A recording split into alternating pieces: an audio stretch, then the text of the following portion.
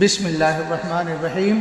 سورہ فاتحہ کا بیان چل رہا ہے جو شاہ عبدالعزیز محدث دہلوی کی مایۂ ناز تفسیر فتح العزیز جو تفسیر عزیزی کے نام سے مشہور ہے اس کے اسباق پر مشتمل ہے، اور آج ہمارا یہ سبق 31واں ہے جس میں سورہ فاتحہ کے اسرار بیان ہو رہے ہیں۔ 10 چیزیں سورہ فاتحہ میں 10 چیزیں ہیں۔ 5 ربوبیت کی صفت سے تعلق رکھتی ہیں: اللہ، رب، رحمان، رحیم، مالک۔ اور 5 کا تعلق بندگی کی صفت سے ہے: عبادت، استعانت، ہدایت کی درخواست، استقامت کا سوال، نعمت کی عطا اور غضب سے نجات کی بھیک۔ عبادت اللہ سے تعلق رکھتی ہے اور استعانت رب سے۔ ہدایت کا سوال رحمان سے متعلق ہے اور پائیداری کی درخواست رحیم سے۔ نعمت کی عطا اور غضب سے پناہ مالک سے متعلق ہے۔ پھر آدمی 5 چیزوں کا مرکب ہے، یعنی 5 چیزوں سے مل کر بنا ہوا ہے: بدن، نفس شیطانی یعنی نفس امارہ جو ہمیشہ برائی اور سرکشی کو تیار رہتا ہے، گناہوں کی طرف بلانے والا نفس۔ دوسرا نفس صدعی، اسے نفس لوامہ کہتے ہیں۔ جب اس سے کوئی گناہ ہو جاتا ہے تو یہ نفس اپنے آپ کو سخت ملامت کرتا ہے۔ نفس بہیمی یعنی نفس مطمئنہ، یہ نفس سدا ہوا اور نیک ہوتا ہے، اور جوہر ملکوتی یعنی فرشتوں کا مادہ جو کہ عقل ہے۔ یہ 5 چیزیں ہوں۔ ملکوتی جوہر کو لفظ اللہ کے نور سے اطمینان حاصل ہوتا ہے، جیسا کہ ارشاد ہے: الا بذکر اللہ تطمئن القلوب۔ یاد رکھو صرف اللہ کا ذکر ہی وہ چیز ہے جس سے دلوں کو اطمینان حاصل ہوتا ہے۔ اور نفس شیطانی، اس میں رب کی تجلی سے پاک باز بنتا ہے۔ ربی اعوذ بک من ہمزات الشیاطین، میرے پروردگار میں شیطان کے حملوں سے آپ کی پناہ مانگتا ہوں۔ اور نفس صدعی، اس میں رحمان کی تجلی سے سیدھا ہوتا ہے۔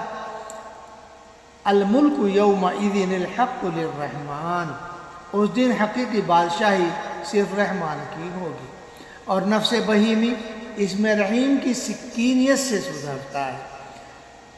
وَمِن رَحْمَتِهِ جَعَلَ لَكُمُ اللَّيْلَ وَالنَّهَارَ لِتَسْكُنُوا فِيهِ وَلِتَبْتَغُوا مِن فَضْلِهِ وَلَعَلَّكُمْ تَشْكُرُونَ۔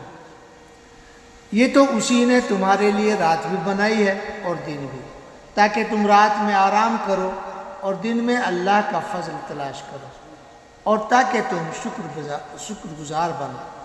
اور بدن کی میل و گندگی مالکیت کی نورانیت سے دور ہوتی ہے۔ لمن الملک اليوم للہ الواحد القہار، کس کی حکومت ہے آج؟ صرف اللہ کی جو واحد و قہار ہے۔ اور جب آدمی ان تجلیات کے ساتھ اپنے روئیں کی اصلاح کر کے نیک اور تہذیب یافتہ بن گیا تو پچھلے پیروں اپنے مقصد کی طرف لوٹا۔ بدن کی فرما برداری کے لیے ایاک نعبد اور نفس بہیمی کو سدھانے کے لیے ایاک نستعین لایا، تاکہ شہوتوں کو چھوڑنا اور گناہوں سے رکنا آسان ہو جائے۔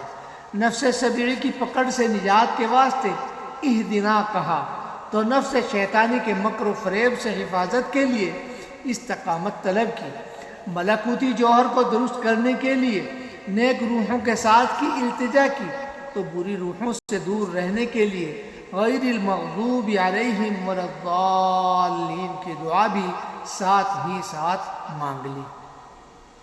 سفر شوق، جب بندے نے مناجات کے درجے پر کھڑے ہو کر ذات باری تعالیٰ کے کمالات اور اعلیٰ صفات کا نظارہ الحمدللہ ہی سے مالک یوم الدین تک کیا تو اسے بے اختیار سیر اللہ یعنی اللہ کی جانب سفر کا شوق ہوا۔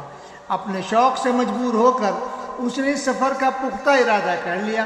ظاہر ہے کہ سفر کے واسطے توشہ چاہیے۔ اس سفر کا توشہ عبادت ہے، چنانچہ ایاک نعبد کہا، اور جب دیکھا کہ سفر لمبا ہے اور توشہ بہت مختصر، اس سفر میں طاقت بھی وفا نہ کرے گی لہذا سواری بھی ضروری ہے، تو بے بس ہو کر وَإِيَّاكَ نَسْتَعِينُ پکارا تاکہ ذات راہ میں برکت ہو اور دربار عالی سے سواری کی مدد حاصل ہو سکے۔ حضرت ابراہیم بن ادھم سے منقول ہے کہ وہ بنا سواری کے ہی حج کو چل پڑے۔ ایک دیہاتی نے معلوم کیا کہ کیا ماجرا ہے شیخ، جو اتنے لمبے سفر پر بنا سواری کے ہی چل دیے؟ فرمایا میرے پاس کئی سواریاں ہیں، اگر مصیبت آ جائے تو صبر کی سواری ہے میرے پاس، نعمت ملے تو شکر کا گھوڑا موجود، اگر قضا آن پہنچے تو فوراً رضا کی سواری پر چڑھ جاؤں گا، اگر نفس بدماشی کرے گا تو زہد و قناعت پر سوار ہو جاؤں گا، اور اگر شیطان حملہ کرے گا تو ذکر کی پناہ میں آ جاؤں گا۔ دیہاتی بولا یقیناً آپ سوار ہیں، ہم پیدل ہیں۔ پھر جب بندے کو توشہ اور سواری کی وجہ سے اطمینان حاصل ہو گیا تو اسے نظر آیا کہ راہ ایک نہیں بہت سی ہیں، تو فوراً سیدھی راہ کا سوال کیا، اور جب راہ مستقیم معلوم ہو گئی تو اس راہ کے لیے رہنما اور رفاقت و ساتھی کی ضرورت محسوس ہوئی۔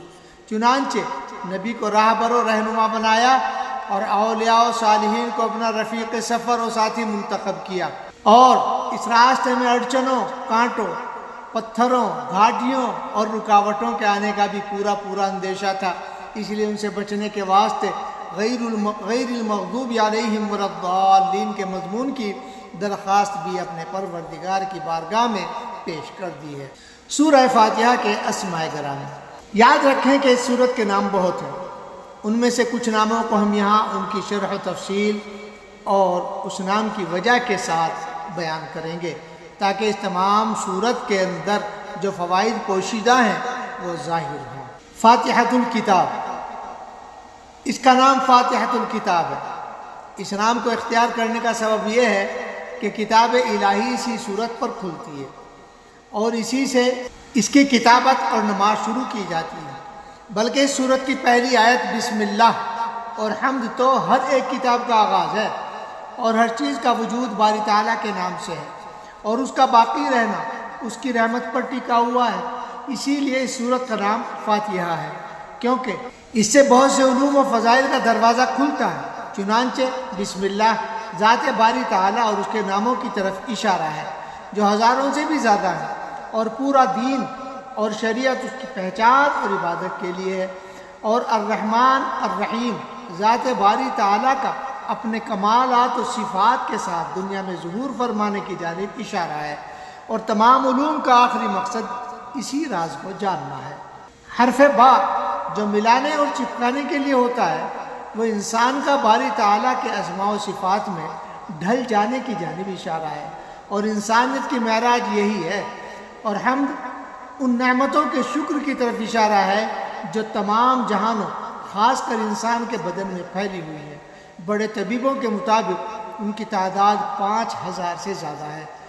اس کے باوجود ان نعمتوں کو اگر باری تعالیٰ کی تمام نعمتوں کے مقابلے میں رکھا جائے تو سمندر کے سامنے قطرے کی حیثیت سے بھی کمتر ہے۔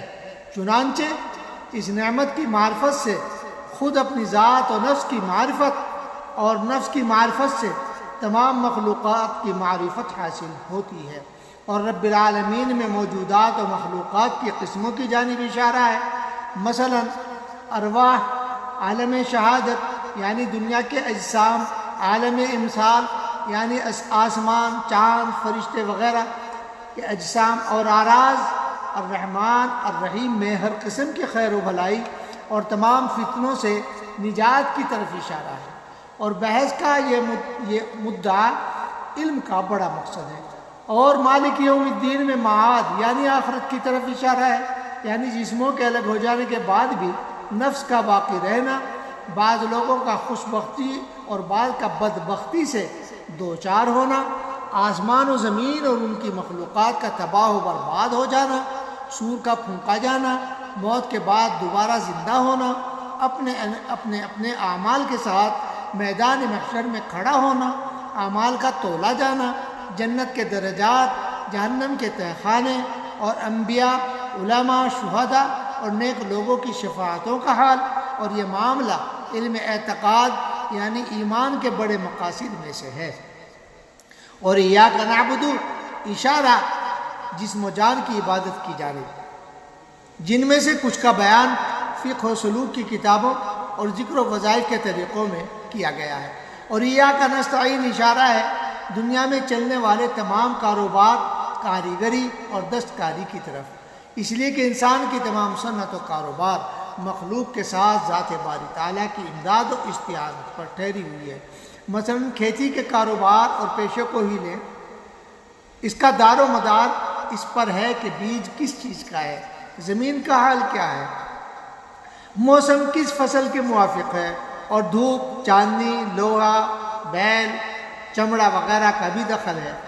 بنی آدم کی مددگار یہ تمام چیزیں اللہ تعالیٰ کی بنائی ہوئی اور اس کی ملکیت ہیں۔ اسی پر تمام دنیا کے کاروبار کا اندازہ کر لیجئے۔